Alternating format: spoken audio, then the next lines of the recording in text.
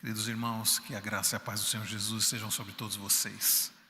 Nós vamos abrir nossas Bíblias, Gênesis capítulo 9. Gênesis capítulo 9.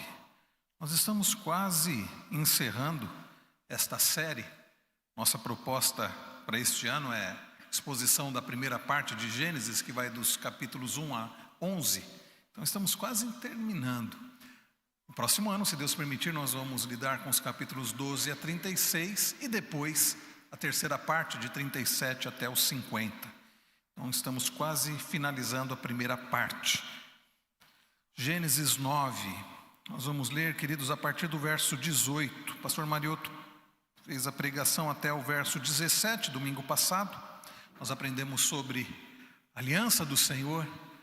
E hoje nós vamos ver a partir do verso 18 até o final do capítulo. Peço que você acompanhe com atenção a leitura e depois a exposição da palavra do Senhor, que diz assim: Os filhos de Noé, que saíram da arca, foram Sem, Cã e Jafé.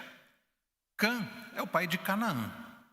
Esses três são os filhos de Noé, e a partir deles se povoou toda a terra.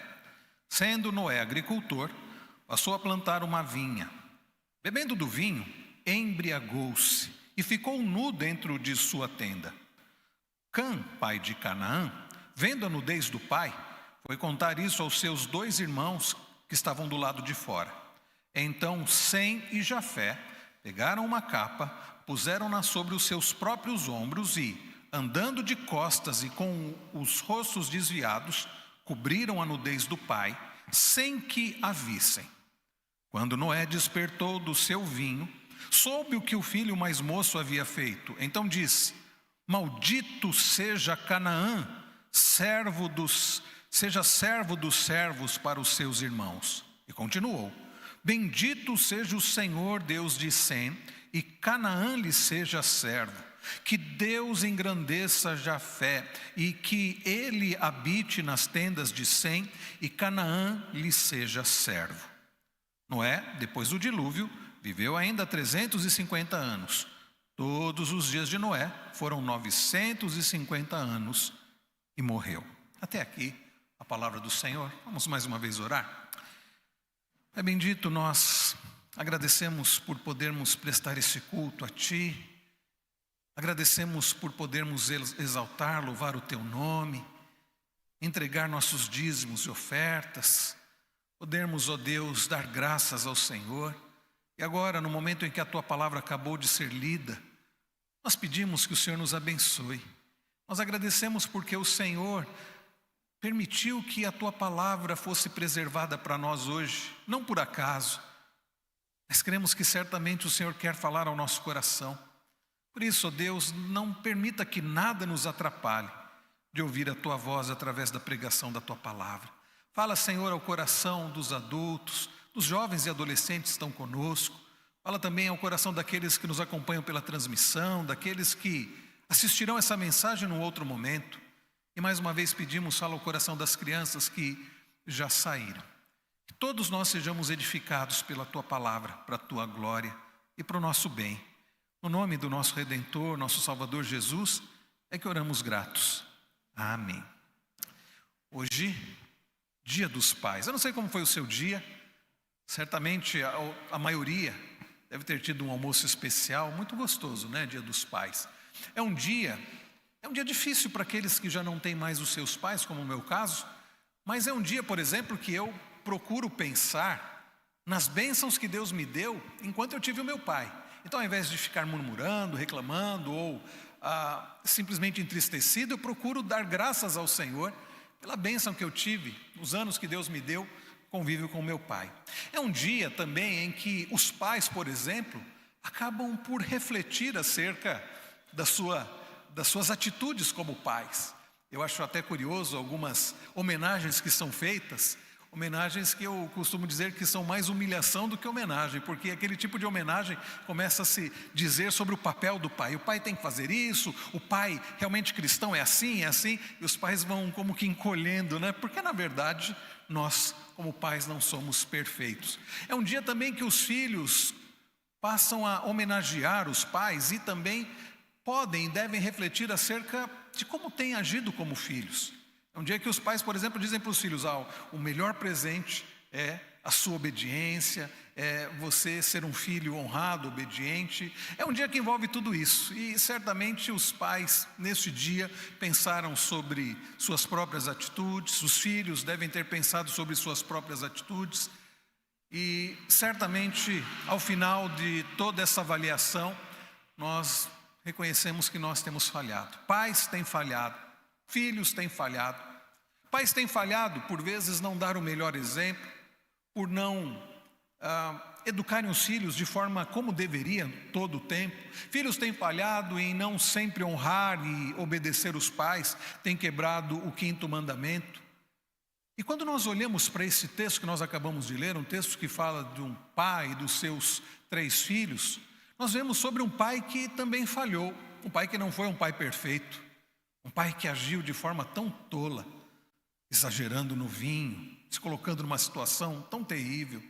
Nós lemos sobre os filhos e nós lemos sobre um filho que, ao invés de cobrir a nudez do seu pai, de honrar o seu pai, ele acaba falhando terrivelmente e desrespeitando o seu pai.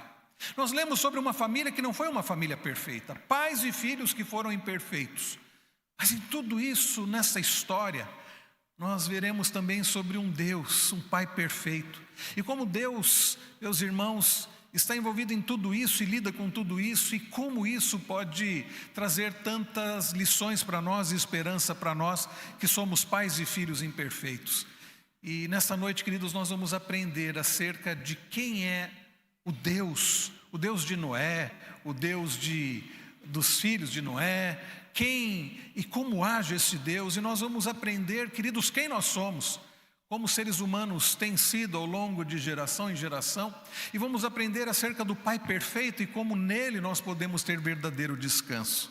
É sobre isso que nós falaremos nesta noite. E a primeira lição que nós temos aqui, queridos, é sobre quem Deus é. O nosso Deus é um Deus fiel. Olhe comigo novamente os versos 18 e 19. Diz assim: os filhos de Noé que saíram da arca foram Sem, Cã e Jafé. Cã é o pai de Canaã. Esses 3 são os filhos de Noé. E a partir deles se povoou toda a terra.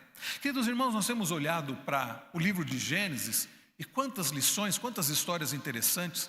E mais recentemente nós começamos a olhar para a história desta família. Família de Noé, da sua esposa, dos seus filhos, das suas noras. Como Deus, ao olhar para este mundo e ver o pecado neste mundo, ver como o pecado havia se espalhado no mundo, e Deus, sendo um Deus santo e justo, Ele resolve acabar e destruir este mundo, mas não destruir todo mundo e nem todas as pessoas, porque a Bíblia diz, e nós lemos sobre o nosso irmão Moisés, que escreveu essa história há tanto tempo atrás, Moisés registrando que Deus resolve agir com graça para com um homem chamado Noé e para com a sua família. Noé achou graça diante do Senhor, ou seja, Deus, Ele poderia ter destruído toda a terra. Na verdade, Ele não poderia, por um motivo. Não porque Noé era uma pessoa perfeita, mas porque o Deus perfeito, o Pai perfeito, que é o Senhor, Ele já havia prometido lá em Gênesis 3,15, que da descendência da mulher viria aquele que feriria a cabeça da serpente. Agora, se Deus destruísse toda a terra, como Ele iria cumprir essa promessa? Então era necessário que Deus preservasse uma família, ao menos um casal. E Deus então resolve agir com graça, resolve agir com bondade, com misericórdia para com Noé e a sua família. E Deus então instrui Noé a construir uma arca. Deus dá todos os detalhes, e aquele homem, aquele servo de Deus, ele confia em Deus, ele leva Deus a sério. E como diz o autor aos Hebreus, lá em Hebreus 11, pela fé Noé aparelhou uma arca para salvação e que serviu também para destruição de tantas pessoas, de tantos animais. E Deus então age com graça e preserva a vida de Noé, a vida da sua família, da sua esposa, dos seus filhos, das suas noras e dos animais que estiveram na arca. E agora, ao olharmos para o verso de número 18, nós lemos que os filhos de Noé que saíram da arca foram Sem, Cã e Jafé. Sem, Cã e Jafé. E você pode estar perguntando, mas onde está falando de Deus neste versículo? De fato, Deus não está sendo diretamente citado. Mas este texto, meus irmãos, e os versos 18 e 19, falam do Senhor. Os versos 18 e 19 revelam muita coisa sobre o Senhor. Porque talvez você ache que Deus não está sendo citado. Mas deixa eu dizer uma coisa para você, Deus, Ele é o personagem principal aqui. E Ele é o personagem principal não somente desse texto, Ele é o personagem principal de todo o livro de Gênesis. Mas Ele não é apenas o personagem principal de todo o livro de Gênesis, Ele é o personagem principal de Êxodo também. Não é Moisés que é o personagem principal de Êxodo. Não é Abraão, nenhum dos patriarcas, personagens principais de Gênesis. É o Deus de Abraão, de Isaac e de Jacó. É o Deus de Moisés que usou a vida de Moisés para libertar o seu povo. No livro de Josué, não se engane pensando que Josué é o personagem principal.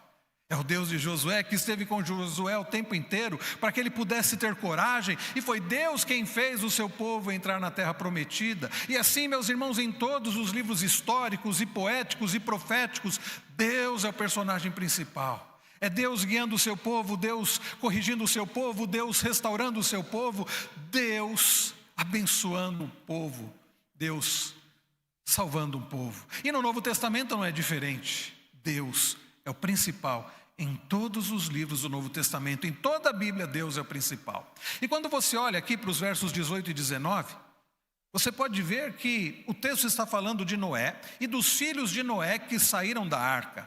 E por que é que os filhos de Noé saíram da arca? Porque Deus preservou a vida deles. Não fosse, queridos, o agir soberano, poderoso, amoroso do Senhor, nem mesmo Noé haveria de entrar na arca, e a sua esposa e os seus filhos, nenhum deles entraria na arca. Não fosse o agir preservador do Senhor, aquela família teria sido destruída junto com as demais famílias todas, porque não era uma família perfeita. Assim como eu sei que a sua família não é perfeita, e a minha também não é perfeita.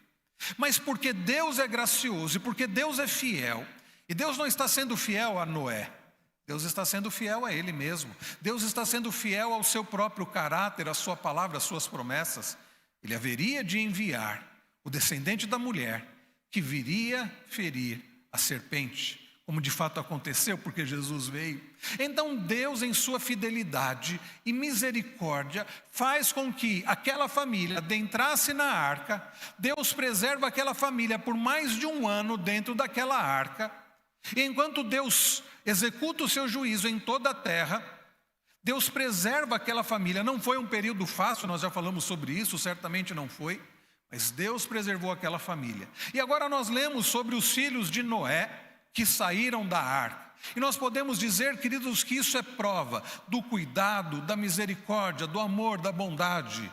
A Bíblia usa uma palavra para resumir tudo isso, a palavra graça, do hebraico hesed. Hesed, que por vezes é traduzido por fidelidade, por vezes é traduzido por misericórdia, por vezes é traduzido por benevolência e por vezes é traduzido por amor. E na verdade, Hesed significa o amor pactual de Deus. E ao olharmos para os versos 18 e 19, aqui está o amor pactual de Deus. Porque não fosse o amor pactual de Deus, Noé e os seus filhos, a sua esposa e as suas noras, não teriam nem mesmo entrado na arca. Mas eles entram na arca, eles são preservados durante todo o dilúvio, por mais de um ano preservados, e eles podem sair da arca, e eles podem sair vivos, e podendo continuar a vida. Tudo isso, queridos, prova da fidelidade do nosso Deus. Queridos irmãos, o nosso Deus é um Deus fiel. Ele é um Deus que, apesar de nós, Ele permanece fiel. Um dos hinos mais conhecidos de todo o nosso hinário é o hino de número 32. Tu és fiel, Senhor, ó Pai Celeste. Teus filhos sabem que não falharás. Por que é, irmãos queridos, que nós sabemos ou deveríamos saber que Deus não vai falhar? Às vezes parece que nos esquecemos disso. E olhamos para Jesus e parece que é um fantasma, porque nos esquecemos que Ele não falha. Por vezes parece que nos esquecemos que Deus não falha. Daí a nossa ansiedade, daí o nosso medo. Mas quando nós sabemos que Deus não falha, quando nós confiamos que Deus não falha, nós podemos experimentar descanso. Os filhos de Deus podem ter a bendita certeza de que Deus não falhará, porque Ele não é um igual a nós. Nós falhamos porque Somos pecadores, Deus é santo. Nós falhamos porque às vezes tentamos fazer, mas não temos poder para fazer. Com isso Deus não acontece, porque Ele tem todo o poder. Nós falhamos porque não sabemos o que é melhor e fazemos o que não é bom. Mas Deus, Ele é perfeito e Ele sabe o que é melhor e Ele tem poder para fazer o que é melhor. Então Deus não falha. E Deus não falha porque Ele não muda. Uma das perfeições do nosso Deus, que a Bíblia revela, é a sua imutabilidade. Deus é o mesmo ontem, Ele é hoje e vai ser para todo sempre. Ele é o Deus que não muda. Essa é a base da fidelidade do Senhor. Já imaginaram, irmãos queridos, se Deus fosse um ser temperamental como nós, fosse um ser tão volúvel como nós, mas Ele não é assim, Ele não muda. E Ele é fiel à sua palavra, como eu disse, às suas promessas. Ao lermos sobre Noé e os seus filhos que saíram da arca, nós aprendemos sobre Deus, sobre a fidelidade de Deus, sobre o amor de Deus. O texto diz, verso de número 19, estes 3 são os filhos de Noé, e a partir deles se povoou toda a terra. Esses 3 meninos, ou esses 3 homens, Sem, Cã e Jafé. Não sabemos bem por que Moisés descreve nesta ordem, porque o texto vai dizer um pouco à frente que o filho que é citado no meio, Cã, na verdade era o mais novo. Então o certo seria, digamos assim, se fosse seguir a ordem cronológica do nascimento, Sem, Jafé e Cã. Mas Moisés cita dessa forma, Sem, Cã e Jafé. Sem foi alguém que Deus usou para ser o pai, ou de quem descendem os semitas, de onde veio o próprio povo de Israel. Jafé é alguém do qual descendem as outras pessoas, nós chamamos, por exemplo, quando a gente fala sobre os outros povos. Mas Cã, dele descendem os cananeus ou os cananitas. Gente que anos depois vai dar tanto trabalho para o povo de Deus, mas logo mais a gente fala sobre isso. Estes 3 são os filhos de Noé. E essa é a família amparada, a família preservada, a família abençoada por Deus, mesmo não sendo esta uma família perfeita. A primeira coisa, então, que deve ficar no nosso coração é que existe um Deus que é um Deus perfeito. Existe um pai, diferente de todos os demais pais deste mundo, que é um pai perfeito. Existe um Deus que age com fidelidade, apesar da infidelidade dos seus filhos. Um Deus que age com amor, apesar da falta de amor e, por vezes, da indiferença dos seus filhos. Existe um Deus que age com graça. E como nós cantamos há pouco, que nós não merecemos mais, a graça do Senhor nos alcançou. E quando nós afundamos, como nós cantamos, o seu braço forte, Ele nos resgata. Este é o Deus da Bíblia, este é o Deus de Israel, este é o Deus de Noé, o Deus de Sem, é o nosso Deus, o Pai perfeito.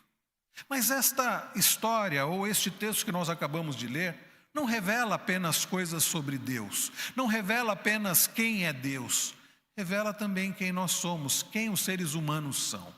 Porque logo na sequência, a partir do verso de número 20, nós lemos sobre um relato de Noé. Nós lemos sobre o pecado de Noé. Olhem comigo o verso de número 20. Sendo Noé agricultor, passou a plantar uma vinha. Bebendo do vinho, embriagou-se e ficou nu dentro de sua tenda.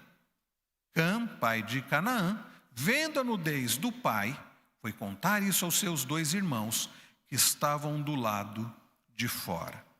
Irmãos queridos, se o texto vai revelar que existe um Deus que é fiel, perfeito, o texto também vai revelar que os filhos de Deus não são fiéis e perfeitos, como deveriam ser. Pensem comigo, Noé, um homem que Deus preservou, um homem que foi alcançado pela graça do Senhor, um homem que pôde ser um instrumento nas mãos do Senhor para a construção da arca, para a salvação dele e da sua casa, um homem que pôde contemplar a justiça do Senhor diante do dilúvio, ele do lado de dentro, e podendo contemplar o terrível juízo do Senhor sobre toda a terra, um homem que pôde sair da arca. E o que ele faz depois que ele sai da arca? O texto diz que, sendo ele agricultor, ele planta uma vinha. Algum tempo passou, isso não foi da noite para o dia. Ele planta uma vinha, semanas, dias, meses se passam, até que aquela vinha, aquela videira dá fruto, e ele pode então colher daquela uva, e ele vai preparar do fruto daquela uva, e ele prepara então uma bebida. Mas acontece que aquela bebida fermentou, e quando uma bebida fermenta, você deve saber disso, ela fica com um teor alcoólico. Tem gente que pensa que o vinho da época, por exemplo, de Jesus, da época bíblica, ele era um vinho sem álcool. Não existe isso, meus irmãos. Aliás, se fosse assim, por que a Bíblia diria para não nos embriagarmos com vinho? Paulo diz isso, não se embriague com vinho no qual há dissolução. Então, quando a bebida fermenta, ela fica alcoólica. E Noé, sabendo disso ou não, o texto diz de forma muito clara que ele acaba tomando daquela bebida, daquele vinho, e o texto diz que ele fica bêbado, diz, bebendo do vinho, embriagou-se. Alguns vão dizer, coitado do Noé, ele não sabia que talvez isso fosse acontecer. Não havia um mandamento como nós temos hoje para não se embriagar. Irmãos queridos, mesmo que alguém diga que não havia um mandamento específico para não se embriagar, será que Noé não tinha consciência de que aquilo não era algo correto? De que o fato dele beber demasiadamente, a Bíblia condena, não é de você tomar uma bebida alcoólica, mas você se embriagar? Será que Noé não sabia que não deveria exagerar nas coisas? Será que ele não sabia das consequências daquilo? Bem, se ele não sabia, ele ficou sabendo, porque aquilo trouxe grande vergonha para a vida dele. Queridos, a Bíblia, ela nos ensina que Deus fez todas as coisas e como é maravilhosa a criação do Senhor. E como é maravilhoso nós podermos desfrutar da criação do Senhor. Nós tivemos há alguns meses um jantar para os casais, no mês dos namorados, um jantar para os casais, e eu li um texto lá um texto que me chama muito a atenção, onde Salomão vai falar em Eclesiastes, ele vai dizer assim, beba do teu vinho, aproveite namore, então aproveite com a mulher da tua mocidade, coma do teu pão, use o óleo, e ele vai trazer conselhos muito interessantes, que você pode desfrutar das coisas boas que Deus deixou nesse mundo. Você pode apreciar do vinho com moderação, você pode comer do pão com moderação, você deve aproveitar com a sua esposa, com seu marido, isso tudo é maravilhoso. Você pode usar roupas de alegria, que remetam à alegria. Tudo isso é maravilhoso, como Salomão diz lá em Eclesiastes. O que nós não podemos é colocar o nosso coração nisso. E o problema do ser humano é que ele não simplesmente desfruta das boas coisas que Deus dá. Ele usa daquilo que Deus dá, que deve ser desfrutado com alegria para a glória do Senhor, mas ele usa com exagero. E ele poderia desfrutar do fruto da uva, mas o que ele faz? Ele toma em excesso e ele se embriaga. Ele poderia desfrutar do pão, mas o que ele faz? Ele come demais. Ele poderia desfrutar do relacionamento conjugal, mas o que ele faz? Ele busca viver o relacionamento sexual fora do casamento e de forma contrária à vontade do Senhor. Percebem, meus irmãos, como por vezes o ser humano, ele corrompe aquilo que Deus deixou para o nosso prazer, para a nossa alegria? Aliás, a ideia do vinho remete à ideia de alegria, mas nós lemos aqui Noé, não se alegrando de forma justa e correta na presença do Senhor. Nós lemos sobre Noé embriagado e nu dentro da sua tenda. A embriaguez daquele homem o leva a ficar nu dentro da sua tenda. Provavelmente Noé estivesse com a sua esposa, mas fato é que aquilo serviu para a sua vergonha.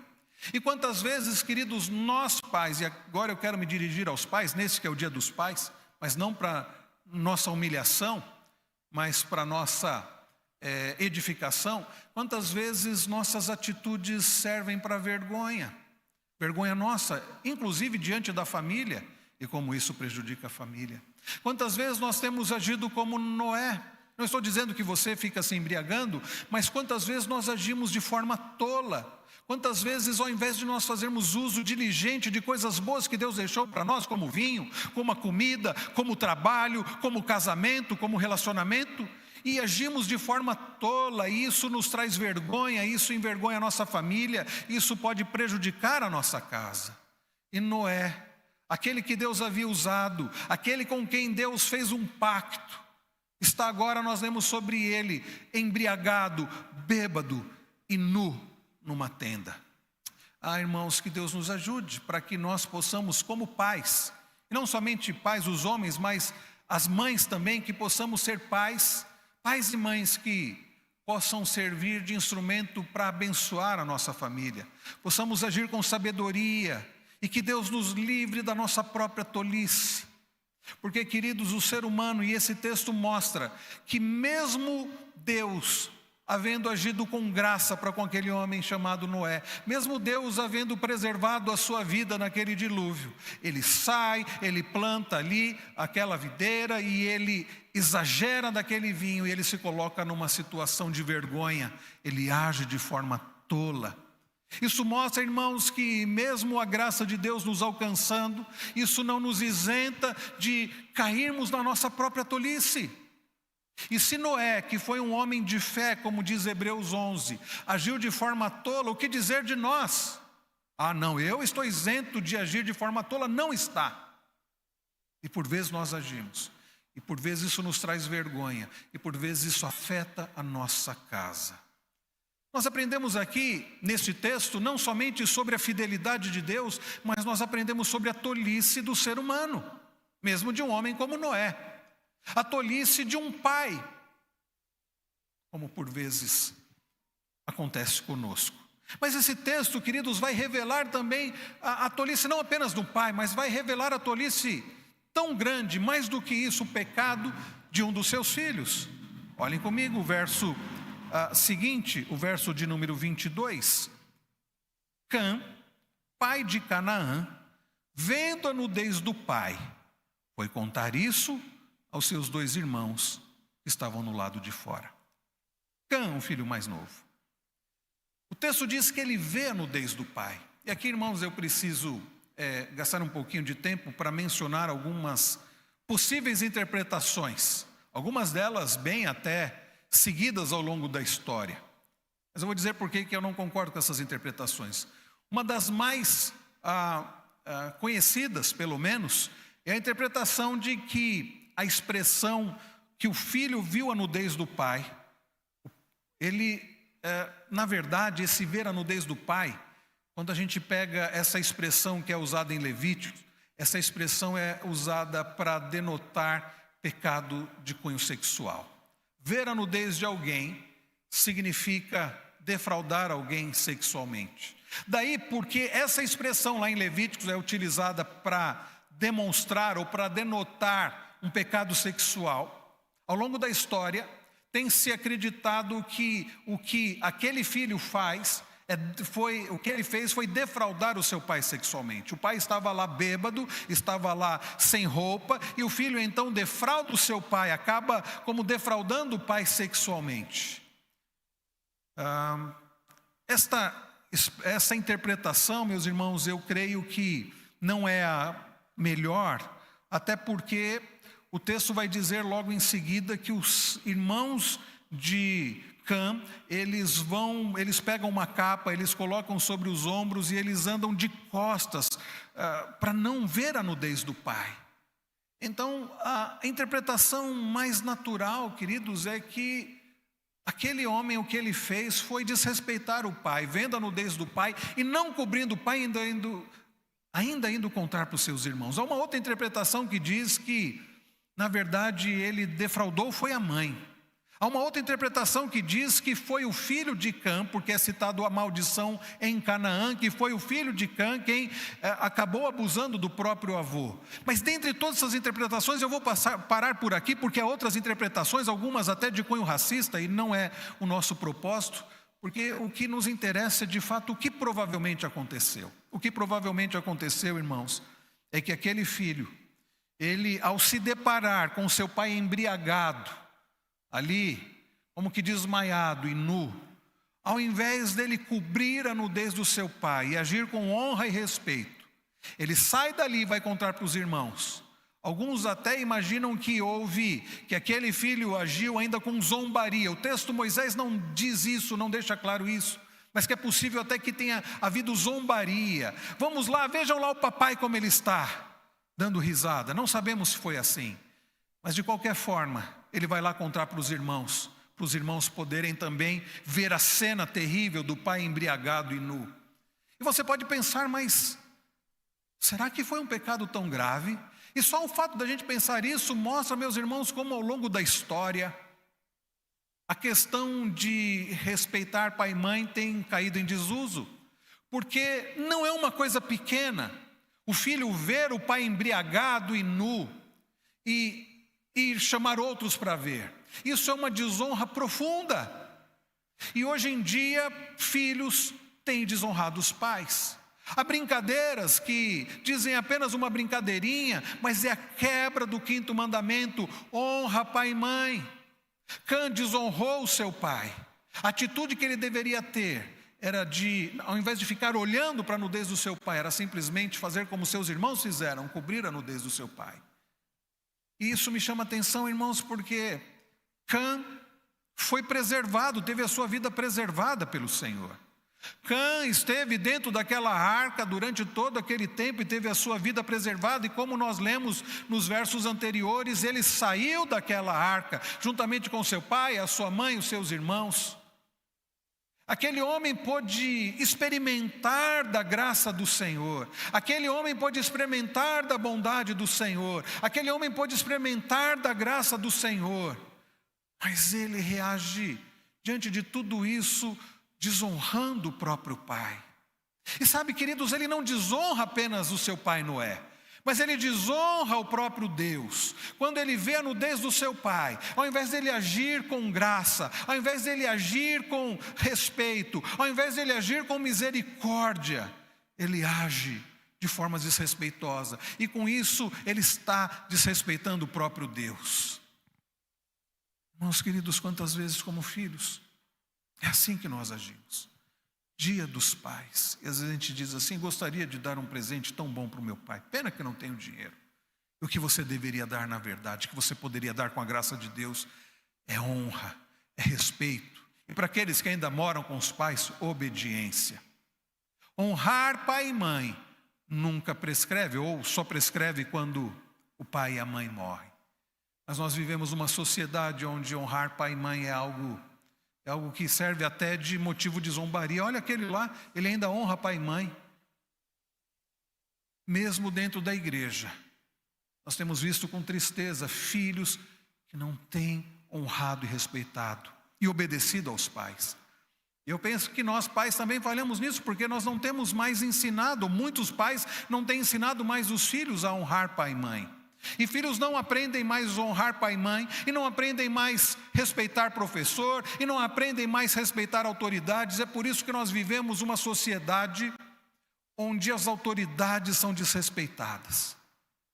Eu me lembro quando criança, meu pai dizia assim: você vai para a escola, e se vier reclamação sua da escola, você vai se ver comigo.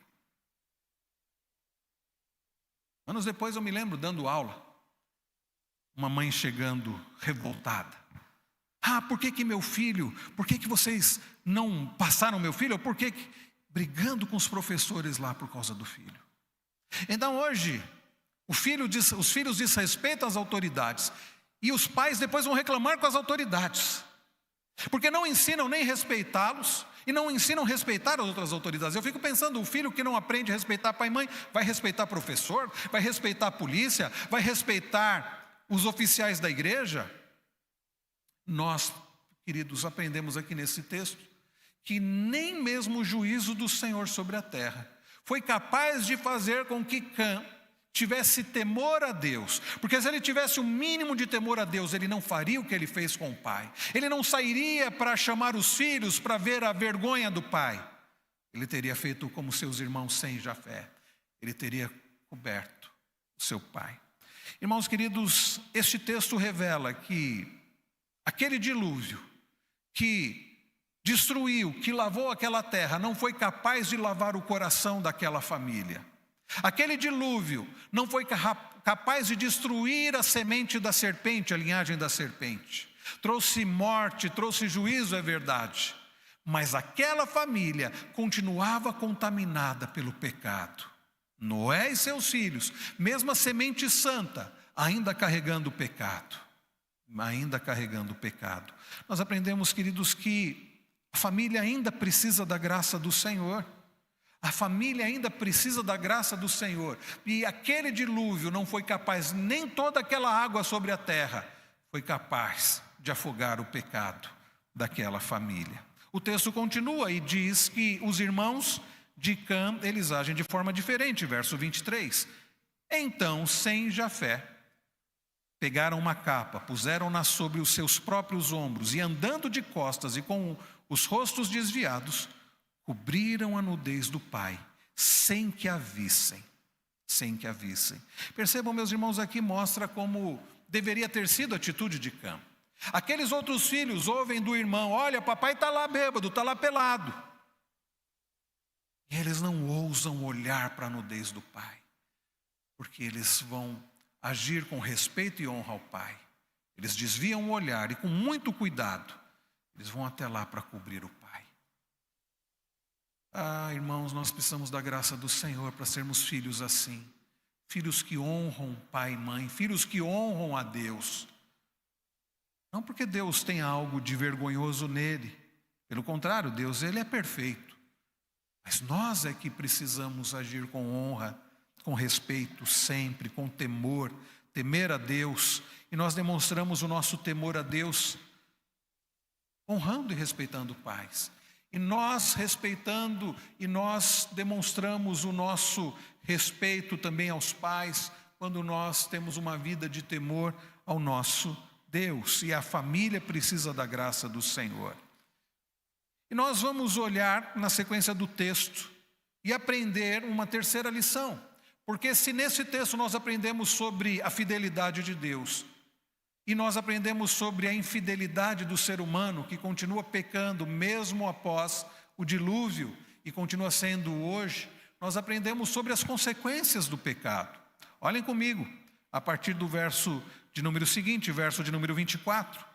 Quando Noé despertou do seu vinho, soube o que o filho mais moço havia feito. Nós não sabemos, irmãos, Moisés não relata aqui, não dá detalhes de como isso aconteceu, se foi a esposa de Noé que contou: olha, Cã fez isso com você. Não sabemos, mas o fato é que depois que ele volta à consciência, depois que passa aquela bebedeira, ele é informado do que Cã havia feito. Percebam que diz o verso de número 25. Então disse: maldito seja Canaã, maldito seja Canaã, seja servo dos servos para os seus irmãos. Queridos, aqui nós temos a maldição, né? A chamada maldição ou a reação, a profecia que Noé fez com base na reação dos filhos. A primeira delas é para Cã, ou para a descendência de Cã, porque ele se refere ao filho de Cã chamado Canaã. E aqui nós também devemos tomar cuidado para não entender que o que está acontecendo aqui é o que se chama por aí de maldição hereditária. Bem, porque Cã falhou, Canaã vai pagar o preço. Maldito seja Canaã. Não é bem assim. Aliás, a Bíblia vai dizer, e quando nós lemos lá em Êxodo, que Deus visita a iniquidade dos pais nos filhos, a ideia não é que porque os pais pecaram, Deus vai lá punir os filhos. Isso é maldição hereditária. Mas a Bíblia diz que Deus é um justo juiz. Seria justo, queridos, Deus cobrar o pecado dos pais dos filhos? Seria justo: o meu pai pecou e eu que pago o preço? Não, não é assim. Mas a ideia aqui, como é em toda a Bíblia e como nós devemos interpretar Êxodo, que Deus visita a iniquidade dos pais no filho, é a seguinte: quando o pai peca, Deus vai cobrar do pai. Deus é o justo juiz. Mas o pai acaba pecando e o filho cresce vendo aquela atitude do pai. Pensem, por exemplo, na idolatria. O pai peca com o pecado, cometendo o pecado da idolatria, e ele vai sofrer por causa disso. Só que os filhos crescem vendo o pai cometendo aquele pecado. E o que os filhos vão fazer depois? Vão cometer o mesmo pecado dos pais. Vai cometer o pecado da idolatria. Deus vai punir aquele pecado no filho. Não é que Deus está punindo o pecado do pai no filho, mas é que Deus está punindo o pecado que o filho está replicando do pai. E um autor bíblico até, ele usa a expressão interessante que o texto aqui trata de um oráculo profético. Não é que Noé está dizendo que Canaã vai pagar por causa do que o seu pai Cã fez, ou que o povo de Canaã vai pagar por causa disso. Mas o texto já é Noé, de alguma forma, numa revelação do Espírito, proclamando o que haveria de acontecer. Porque os descendentes de Canaã, eles iriam também pecar contra Deus, iriam também agir de forma desonrosa, de forma pecaminosa. Basta nós olharmos nas Escrituras sobre os cananeus, sobre os cananitas, um povo que habitava na terra de Canaã, e quando Josué entra na terra com o povo, os irmãos vão lembrar que em Deuteronômio, Deus havia dito para o povo: não se misture com aquela gente, não se misture, não se case com as filhas deles, não façam alianças com eles, porque é um povo idólatra. E nunca se tratou, meus irmãos, de um preconceito racial, étnico, sempre se tratou de uma questão espiritual. Porque os descendentes de Cã, os descendentes do seu filho Canaã, eles foram gente que serviram a falsos deuses, que praticaram a idolatria, que praticaram incesto, que praticaram prostituição, que queimaram próprios filhos aos seus falsos deuses. Então, o que Noé está dizendo é: vai acontecer isso. Não como culpa do pecado de Cã, mas como até uma consequência do pecado dos seus próprios corações. Nós vemos aqui a descendência da serpente, vivendo como Caim, vivendo como Cã, vivendo como a própria serpente, pecando contra Deus, sendo rebelde diante do Senhor. Nós vemos aqui, meus irmãos, que isso é terrível, porque o pecado replicado, o pecado sendo repetido, o pecado sendo continuando dos pais, os filhos continuando o pecado dos pais, imitando o pecado dos pais, isso é terrível. Isso nos mostra que a família precisa da graça do Senhor. Nós pais, nós filhos, nós precisamos da graça do Senhor, para não agirmos como Cã, para não agirmos como Canaã, para não agirmos como Caim, para não agirmos como a semente da serpente, mas que possamos agir de forma graciosa, como a semente da mulher, como a semente de Abel, de Sete, como a semente do nosso Deus. O texto continua, e depois de nós lermos sobre a maldição sobre Canaã, verso de número 26, e continuou: bendito seja o Senhor Deus de Sem, e Canaã lhe seja servo, que Deus engrandeça Jafé, e que ele habite nas tendas de Sem, e Canaã lhe seja servo. Nós percebemos aqui, meus irmãos, Deus também já inclinando e tocando ali no coração de Noé, mostrando para ele sobre o que haveria de acontecer, e ele então abençoando a descendência dos seus outros 2 filhos, que não eram perfeitos, mas que puderam contar com a graça do Senhor. E quando nós olhamos na história, nós olhamos sobre a semente santa, nós olhamos sobre o povo de Deus, e que hoje é a igreja, o que nós podemos ver é que não é um povo perfeito, mas é um povo que continua contando com a graça, com a misericórdia, com a fidelidade do Senhor. Eu olho para a vida de Sem e de Jafé e me animo, porque Sem e Jafé, eles não foram perfeitos. Eles eram diferentes, agiam diferentes de Cã, mas eles não eram perfeitos, assim como Noé não foi perfeito. Mas Deus resolveu agir com misericórdia e graça para com eles, mesmo eles não merecendo. Eu peço isso para a minha vida e para a minha família, porque também a minha família não é perfeita. Mas eu peço que Deus continue agindo com graça e misericórdia. Você deve pedir isso para a sua vida e para a sua família também. E eu encerro olhando para os versos 28 e 29. E nós vemos aqui sobre o relato da morte de Noé. Noé, depois do dilúvio, viveu ainda 350 anos. Todos os dias de Noé foram 950 anos e morreu. Noé falhou. Noé se embriagou, se colocou numa situação de vergonha. Mas Deus, por causa disso, não deixou de amá-lo, de sustentá-lo, de agir com graça. Apesar do pecado de Noé, da sua vergonha, apesar de tudo aquilo que aconteceu, inclusive do pecado do seu filho, Deus continuou agindo com graça com a vida daquele homem. E Noé, então, não era aquele que nos daria o descanso eterno.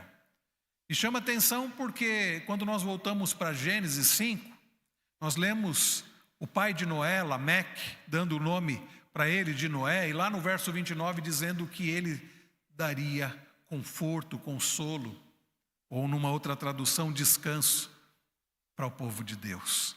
E de fato, queridos, Deus usou a vida de Noé, mesmo Noé imperfeito, com uma família imperfeita, para trazer descanso. Através da vida de Noé, Deus deu um descanso temporário. Deus preservou aquela família.